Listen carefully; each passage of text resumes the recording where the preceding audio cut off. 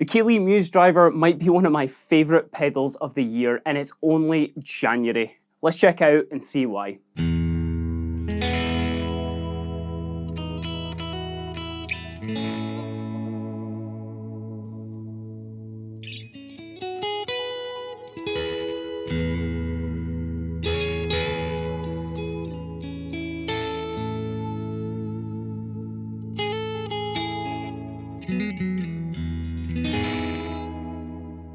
From the brains of Andy Timmins and Robert Keeley, the brand new Muse Driver is an incredibly versatile overdrive pedal that covers everything from tube-like overdrives, clean boosts, all the way to germanium fuzz-like tones. So there's a lot to be getting on with today, so let's just dive right in. Andy Timmins is no stranger to good tone. You just have to look at any of his tracks or any of his live playing or session, playing or even teaching and all that, just to really see that in practice.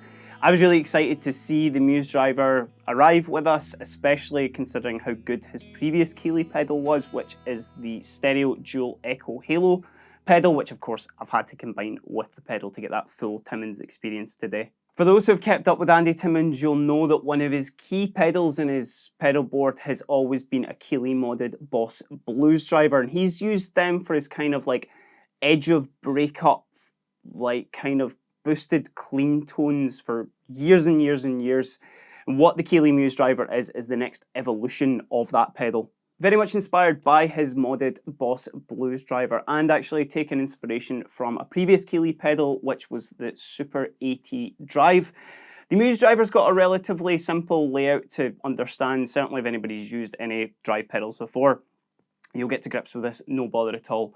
Has a tone, a drive, and a level, which it's kind of all you really need with a pedal like this, but you'll notice there are a couple of additional dip switches just underneath the tone and the drive.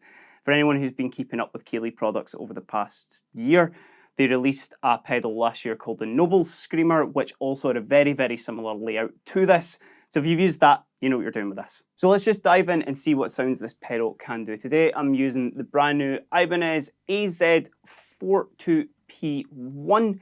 That's going into the Muse Driver. Like I said, I'm using the Keeley Halo Dual Echo. That's going stereo out into a Supro Blackmagic and a Fender Princeton. The Supro being mic'd up with an SM57, and the Princeton has got the SM27 on it.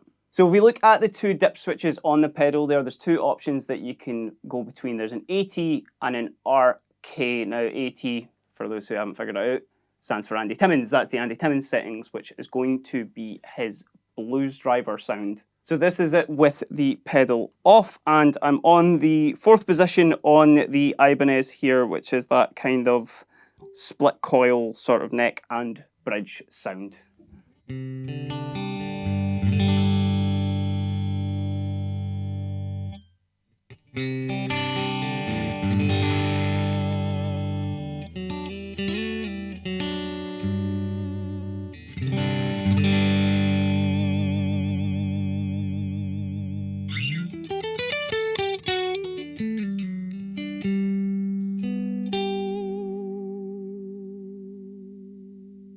So what that is actually doing on the AT setting there is it's actually giving you a slight low cut, just for a little bit more clarity and a little bit more sparkle, certainly to my ear, when the pedal's off and it's just the amps, as you heard there.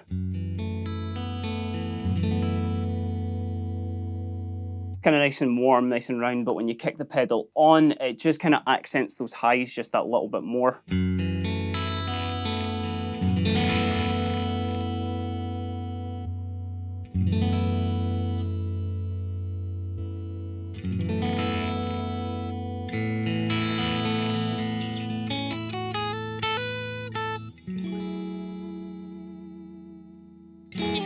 What's happening on the drive side as well is you're getting LED and symmetrical clipping to the drive there, which in all honesty, I don't really understand what that fully means. So if you can explain it a little bit better than me, let me know in the comments. So we'll take you through the range of what the knobs do for the AT settings here. So as you've heard, that's kind of the edge of breakup sound that I've been using on the two amps just now.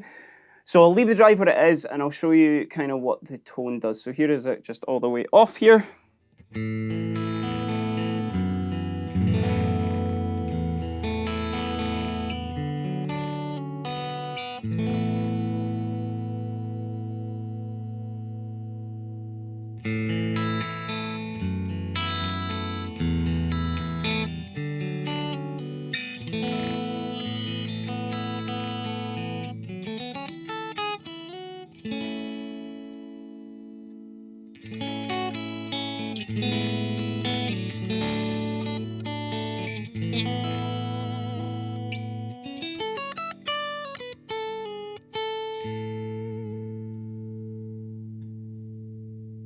And then if we start raising the gain on this at all, I will have to compensate with just the level there. You start to get that kind of classic blues driver breakup. It's very much on the kind of sort of higher side of things, so definitely compensate for it for my personal taste with the tone knob there, just to kind of, you know, roll off those highs just that little bit. So here's kind of how I would set it.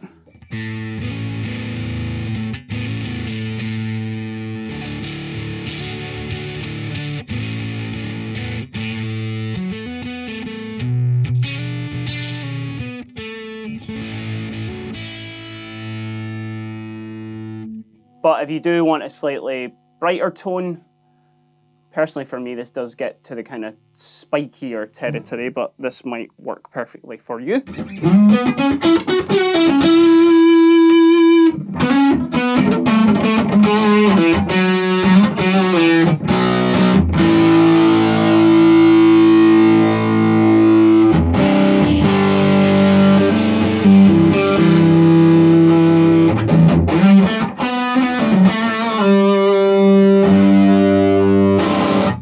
So moving over to the second position on the dip switches there, which is the RK option. And if you haven't figured that out already, it stands for Robert Keeley. What this does is this changes particularly the drive to a little bit more of a germanium sort of clipping. So you can get into kind of fuzzy territory with this, and along with obviously the change in the clipping, the tone actually has got a bit more of a low end boost to it as well. It just does get that a little bit more powerful. So obviously that does match up quite well with the more fuzzy side of things. So let's hear how it sounds like this. Go just to a straight neck humbucker for this as well.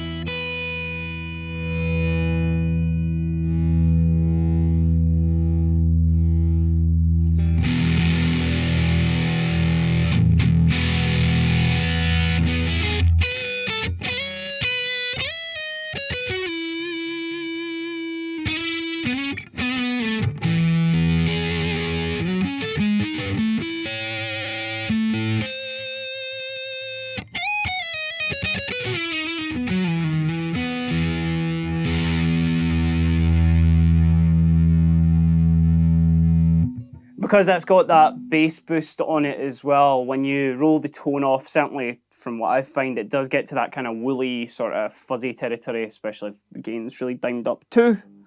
So switch onto the bridge humbucker there just to get a bit more bite out of it.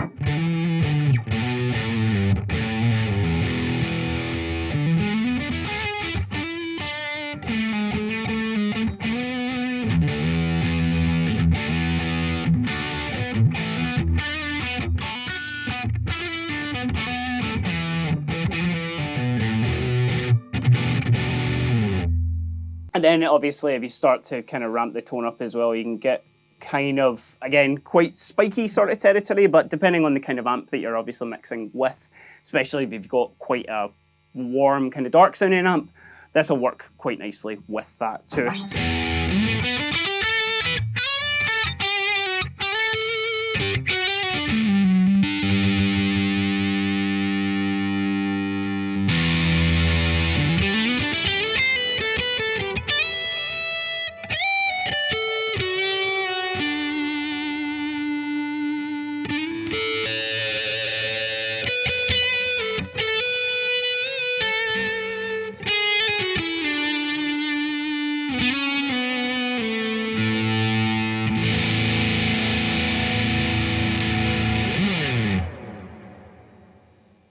So as you can imagine as well, because they are both independently controlled, you can start kind of mixing and matching them. So if you do want the drive side of the AT and say the tone side of the RK, you can do that. So let's set this back up here. Actually, I'll set both to the AT setting, play that, and then I'll change the tone just as I'm kind of switching through it, just so you can really hear what it's doing.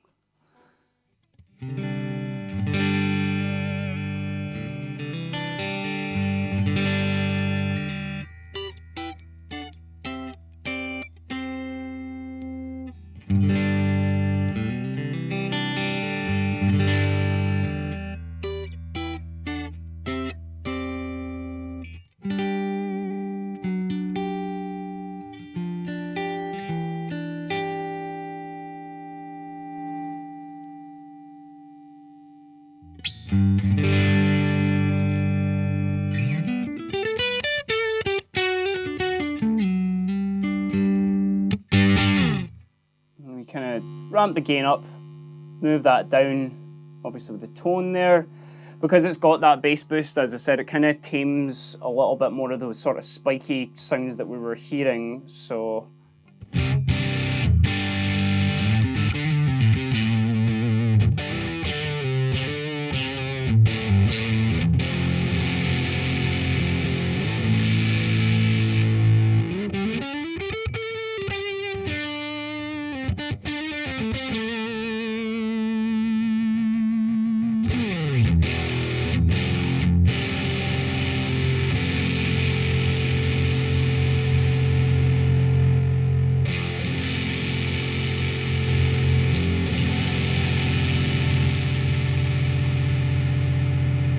And then exactly the same as well, we can switch just right over to the Robert Keeley section for the drive, keep the tone on the Timmins, and of course that's doing the boost to the highs there, and then we've moved on to germanium clipping as opposed to the LED and silicon.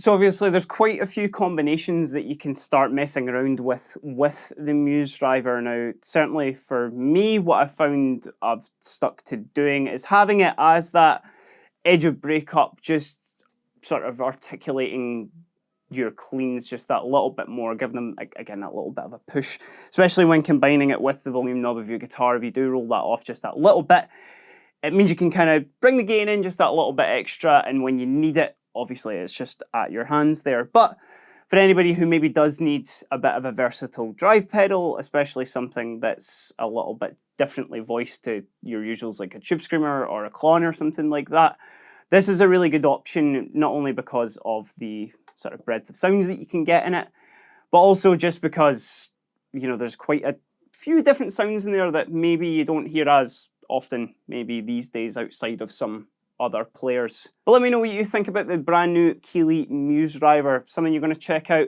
give us a comment down below, and while you're there, of course, give us a like and give us a subscribe if you've liked the video at all. Until next time, I've been Kieran, and this has been the brand new Keeley Muse Driver. Have a great day.